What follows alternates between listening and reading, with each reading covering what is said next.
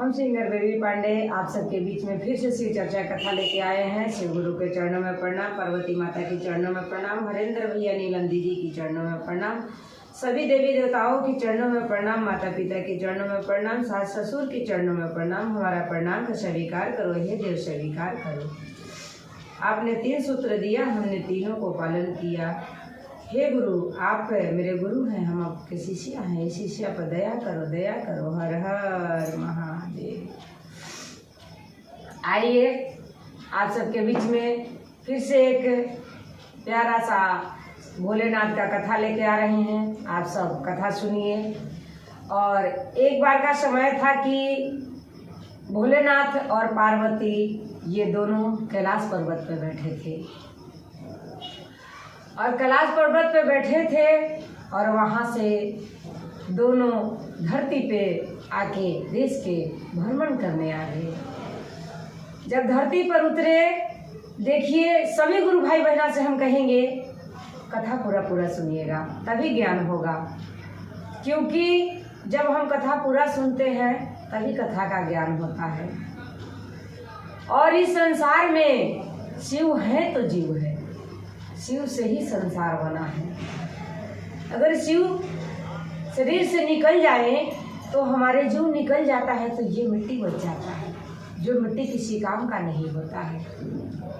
इसलिए आइए हम आप सबके बताते हैं कि जिंदगी का सबसे मूल्य जीवन होता है, जिस जीवन में कुछ करके और अपने भवसागर से नैया पार उतरने का रास्ता बना लीजिए। भोलेनाथ पार्वती जब धरती पे आए तो एक इंसान मरा हुआ था और मरा हुआ इंसान वो चादर उड़ा के उसको, और 4 लोग उसको उठा के लेके जा रहे थे। तो जब 4 लोग उठा के लेके जा रहे थे तो पार्वती पूछे कि भोलेनाथ ये क्या है। भोलेनाथ बोले कि पार्वती ये आप नहीं समझोगी, ये संसार है। ये संसार में तो आना जाना लगा ही रहता है, कोई आता है तो कोई चला जाता है।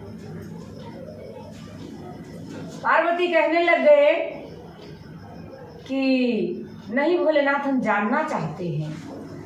तो देखिए सभी गुरु भाई बहना के हम बता दे रहे हैं कि जब तक ये जीवन है और हमारे अंदर सांसें चल रहा है तब भोलेनाथ के चरणों में आ जाइए, उनके चरण में आके पूजन भजन कथा कर लीजिए।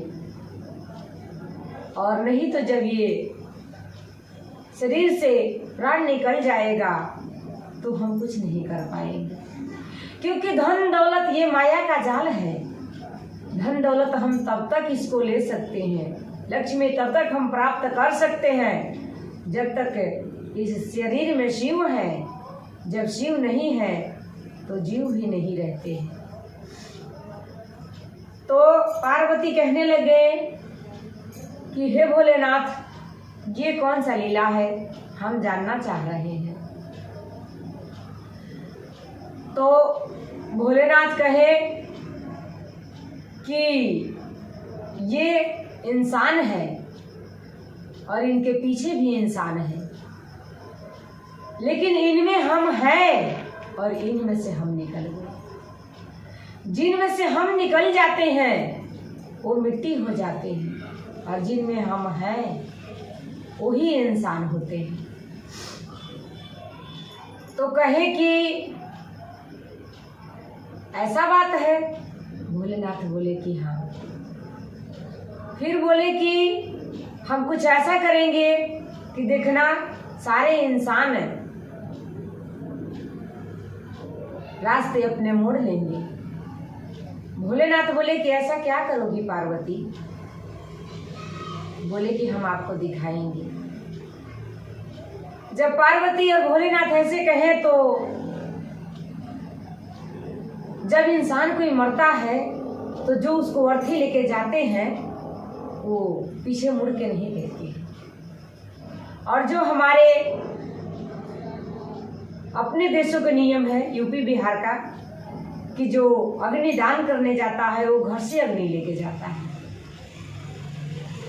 तो जब वो इंसान, सभी लोग जा रहे थे, राम नाम सत्य है, राम नाम सत्य है कहते जा रहे थे, तब से वहाँ नारायण और लक्ष्मी भी प्राप्त हो गई और चारों बातें करने लग गए।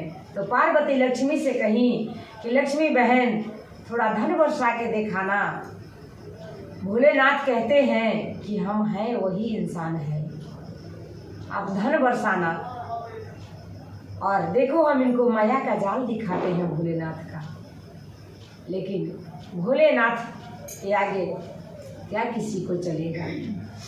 लक्ष्मी ने सुंदर सुंदर बर्फी सोने का बरसाने लग गई और सारे इंसान ने बर्फी चुनने लग गए। तो जो जो 4 लोग अर्थी लेके जा रहे थे, वो अर्थी वाले सोच रहे हैं कि जो पीछे से राम नाम सत्य की आवाज आ रहा था, वो आवाज कैसे रुक गया। तो वो कहने लग गए, उन लोगों तो बर्फी चुनने लग गए, तो राम नाम सत्य की आवाज कहाँ से आएगा। इतने में जब वो पीछे मुड़ के देखे तो देख रहे हैं कि वो सुंदर सुंदर सोना का बर्फी चुन रहे हैं। इसके बाद उसने अर्थी को रख दिए और अर्थी रख के वो लोग भी बर्फी चुनने लग गए। जब बर्फी चुनने लगे तो जो आगे अग्नि लेके जा रहा था, उसको इंसानों की ना बोलने की आवाज, ना आने की आहट सुन के उसको लगा जो हमारे पीछे आ रहे थे वो सब कहाँ चले गए। तो वो भी एक बार पीछे मुड़ के देखा। तो जब पीछे मुड़ के देखा तो देख रहे हैं कि अर्थी रख के सारे सोना का बर्फी चुन रहे हैं। तब पार्वती से शंकर जी कहने लगे कि पार्वती, सबके तो आपने बर्फी दे दिए और सभी लोगों ने बर्फी ले लिया, लेकिन जो इंसान अर्थी पे है उसको बर्फी दे दो। अगर वो बर्फी ले ले तो हम जानेंगे कि हाँ, आप माया अपना बिछा सकती है। इतने बात सुन के पार्वती उसके ऊपर सोने के सुंदर सुंदर बर्फी गिराने लग गई। लेकिन जब शिव है तो संसार है, शिव है तो हमारे अंदर जीव है, जब शिव है नहीं तो हमारे अंदर जीव नहीं है। गुरु बहना, गुरु भाई, एक बार याद रखना कि ये धन संपत्ति शिव से ही संसार बना है, इसलिए शिव भक्त बन जाइए, सब कुछ मिल जाएगा। पर वो इंसान ने एक बार भी नहीं हिला। तो कहने लग गए पार्वती से शंकर जी कि पार्वती, एक बार इसको तो उठा के दिखाओ, ये तो आपकी बर्फी ले ले। तब पार्वती कही कि भोलेनाथ, आप सच कहते हैं कि संसार आपसे बना हुआ है। अगर शिव है तो संसार है, शिव है तो जीव है। जहाँ शिव नहीं है वहाँ कोई चीज का मान्यता नहीं है, चाहे वो सोना चांदी हीरा जवाहरात क्यों नहीं हो, लेकिन भोलेनाथ से ही सारा चीजों का वैल्यू बना हुआ है और सारा चीजों का अहमियत है। क्योंकि जब हमारे अंदर जीव है तभी हम कोई चीज का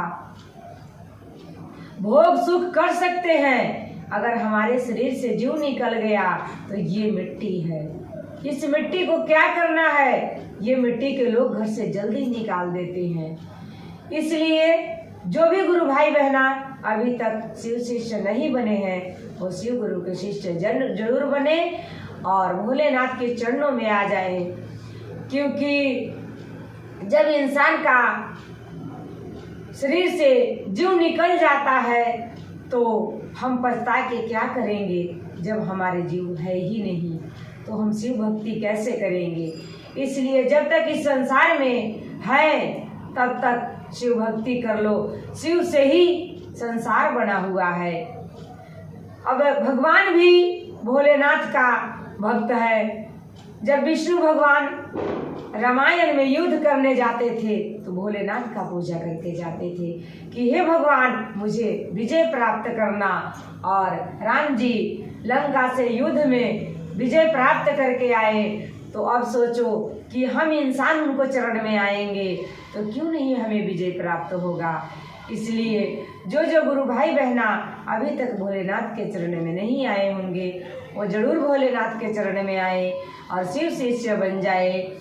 और इस कथा भजन के जरिए आप भी शिव गुरु के शिष्य बन सकते हैं और कहीं भी कोई भी गुरु भाई बहना को ये कथा सुना सकते हैं, ज्ञान को आगे बढ़ा सकते हैं। और सभी गुरु भाई बहना के चलते चलते नमस्कार प्रणाम। हर हर महादेव।